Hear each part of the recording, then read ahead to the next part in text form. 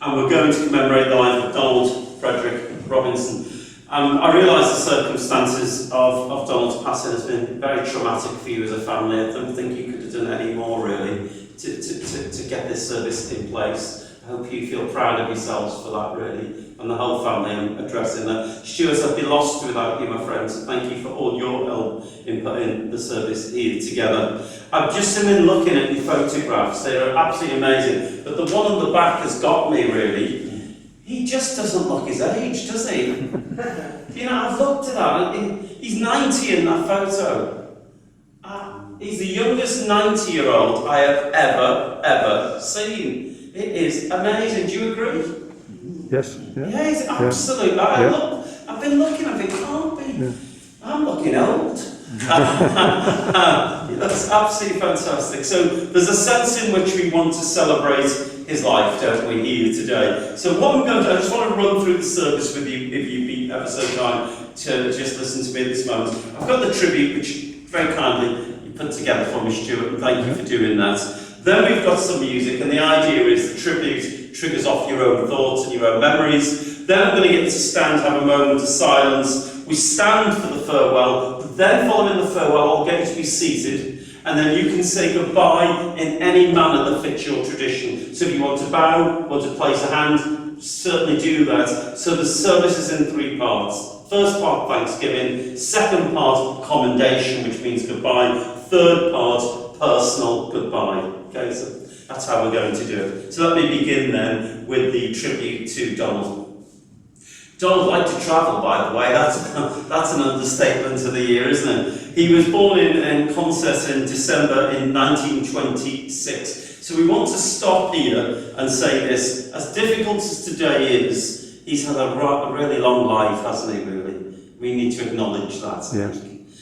Gaining a scholarship aged 11 at a Consett Grammar School, he excelled in maths and helped him throughout his life. Also mechanical drawing, that's how they used to describe it, and then science. He started work as an engineering apprentice with a Cosset Iron Company while attending college in Newcastle, ultimately leading to a professional career as a design engineer. So he obviously is a man of great detail. You can't be a design engineer if you don't have an eye for detail, really.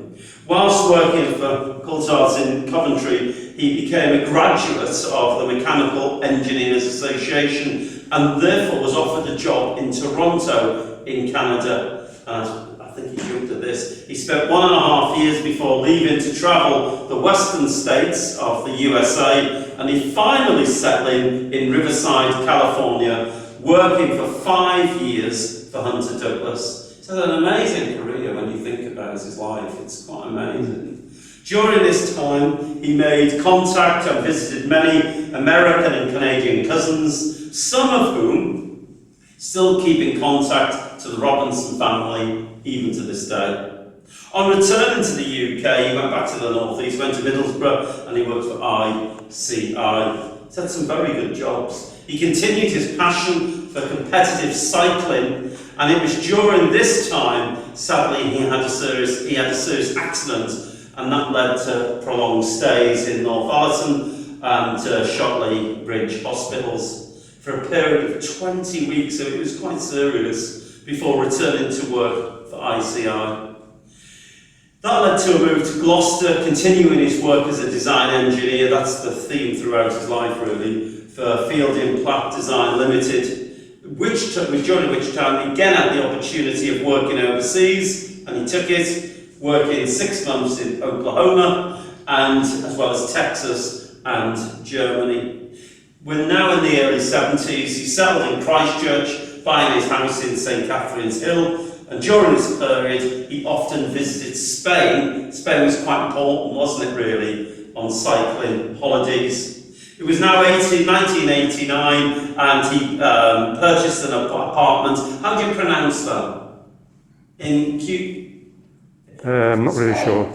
Yes, Spain. Okay. He purchased an apartment in southern Spain. Thank you for the shout out there. That helped me out. I've been panicking about that bit. Anyway, in southern Spain, where in retirement he would spend the winter months each year. And he did this all the time, didn't he? He loved it. He absolutely adored it, really. Nothing could stop him going, as we found out. Yes. It was during this time he met Pat through their mutual interest in dancing. He's always kept fit, hasn't he? That's, you know, the cycling and the dancing. So he met Pat and they became enduring partners, and they've supported each other through senior years until Pat passed away, and that was in 2018. But he was a fighter, I tell you, because he just continued, didn't he? Mm-hmm. He didn't stop. Continued his winter stays in Spain, and which is why his wish was realised, because it was in southern Spain. He actually passed away, which is what he wanted. I'm not too sure it was great for you, but absolutely that his heart and desire is where it will be. So Donald will always be remembered for his passion for cycling. Maybe that's what kept him so young. His devotion to Pat, his wandering spirit. I love that. I love the expression, wandering spirit. He is survived by his stepdaughter Veronica, his nephews Dennis, Stuart, Philip, and of course lastly his niece Michelle. Just add to be mind to the script. He leaves a gap. He's quite unique, isn't he? There's not many quite like him really. And so he leaves a gap that no one could possibly fill. While the music plays, ladies and gentlemen, I'd like you to think of your special memories of him while the beautiful music of Mozart. He liked classical, that's why we've chosen classical for the service. Take you to the last part of our service. So remember, I talked about commendation, celebration, thanksgiving, commendation. So we're in the commendation aspect of the service. What we're going to do in a moment is stand. I will turn, I will face him, and the words that I'm bringing are from you. Okay? So though I'm saying the words, I'm representing you. That's quite important, and that's why I will turn and face Donald. So if you could please stand with me at this point, I'd be ever so grateful. Before we go into this second part of the service, please can we have a moment of silence while we pay our own personal respects. Thank you.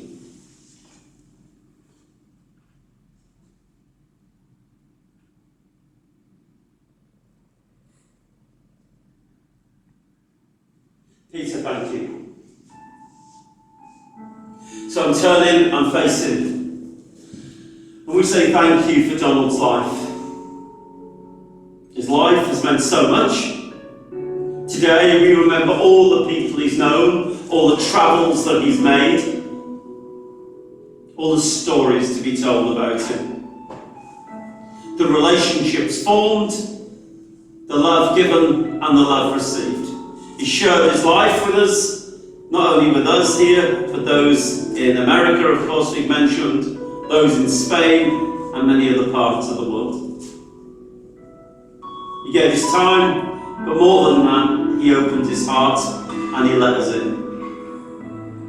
As we stand here this very day, there are no words that can express how we feel when we have to say goodbye to somebody who's always been there.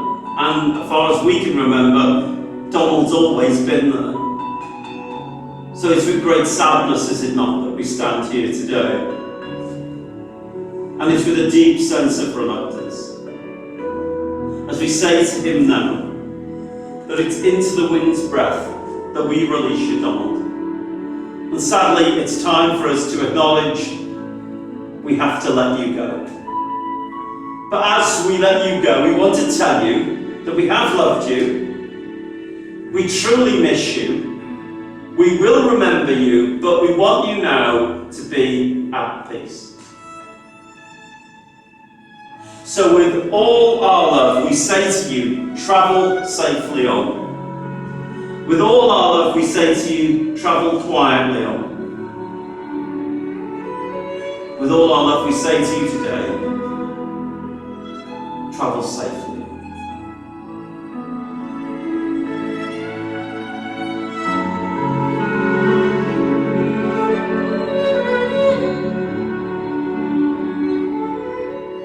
Ladies and gentlemen, can you kindly be seated? Thank you.